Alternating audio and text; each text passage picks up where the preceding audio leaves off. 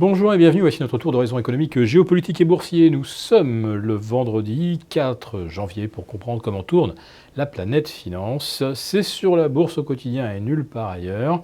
Et l'épisode du jour s'intitulera Les meilleurs tuyaux boursiers, c'est dans le Parisien. Et oui, quand vous voulez savoir vraiment si c'est le moment de vendre les marchés, ou au contraire de tenter un rebond, voire une vague ascendante, regardez ce qui se dit dans le Parisien. Quand tous les gérants, les stratèges, les compagnies d'assurance vous disent qu'il faut convertir vos vieux contrats en euros et les transformer en unités de compte, c'est que la chute des marchés n'est plus très loin.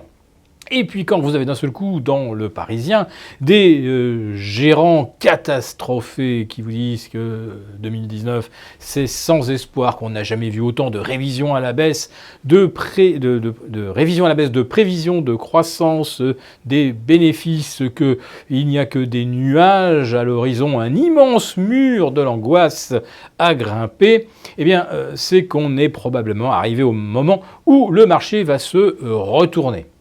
Alors c'est vrai qu'il serait vraiment temps que les indices se redressent, le CAC après le test des 4006, le Nasdaq après le test des 6004, le Dow Jones avec une incursion vers 22 700, parce que derrière, et sous la couche de glace, l'eau est très froide. Mais voilà, peut-être que la couche de glace sera suffisamment résistante pour rebondir, car maintenant quand on écoute les gérants, noir c'est noir, il n'y a plus d'espoir et il faut effectivement réduire les leviers, réduire l'exposition au risque par tous les moyens. Alors certes, c'est ce qu'il faudra probablement faire tout au long de l'année 2019. Profiter des rebonds pour recouvrir les portefeuilles. Et ces portefeuilles, ils sont couverts, en tout cas vous qui nous suivez avez probablement couvert les vôtres. Et nous pensons que ce vendredi 4 décembre, c'est peut-être le moment de réduire justement la couverture des portefeuilles, de prendre des bénéfices sur des trackers bear, sur le CAC 40, l'Eurostoxx et notamment le Nasdaq. Nasdaq qui avait atteint un plancher le 24 décembre aux alentours de 6200 si ma mémoire est bonne. Et à 6200, le Nasdaq avait tout simplement effacé la moitié des gains engrangés depuis mi-février 2016. Des gains colossaux puisqu'on a failli doubler en fait. On est passé de 4002 à on va dire 8002 pour schématiser, on a pris 4000 points. On aurait gagné encore un peu de terrain début octobre et on aurait pu effectivement doubler en l'espace de 2 ans et demi, ce qui serait un exploit sans équivalent depuis la période 99-2000. Alors maintenant, quelle est la véritable valeur du marché ? À quel niveau est-il raisonnable d'acheter des titres, se constituer un portefeuille dans une perspective de moyen terme ? Aujourd'hui, personne ne peut vraiment répondre à cette question, tout simplement parce qu'on ne sait pas de combien les prévisions de croissance des bénéfices seront revues à la baisse au cours des prochains mois.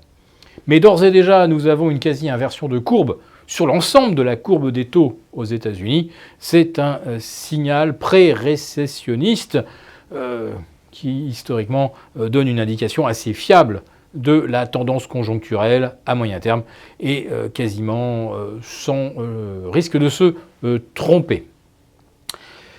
Le dollar sera peut-être l'une des vedettes de l'année 2019 dans la mesure où lorsqu'on réduit les leviers, qu'on réduit l'exposition aux actions, qu'on réduit l'exposition surtout sur le high yield, c'est-à-dire ces emprunts à risque émis par des entreprises qui seront en grande difficulté si effectivement il y a bien ralentissement économique, quand on deleverage, quand on réduit partout l'exposition, sur quoi se met-on ? Sur ce qu'on appelle le cash, c'est-à-dire en fait de l'argent au jour le jour, et il rapporte quand même pas loin de 2,5 aux États-Unis. Enfin, en tout cas, plus de 2,5 sur un an, et à peine plus de 2,58 sur 10 ans. voyez où je veux en venir, on n'est pas loin de l'inversion de la courbe de taux. Autrement dit, on anticipe déjà une baisse des taux d'intérêt aux États-Unis dès fin 2019, début 2020. Il n'en faut pas plus pour attester de scénarios qui vont être effectivement très compliqués sur les marchés d'actions. Chaque rebond sera probablement décevant, mais le moment du rebond, c'est dès maintenant dans le Parisien. Et dès que le Parisien titrera que la confiance revient, alors là, oui, ce sera le moment de reprendre du short sur les marchés.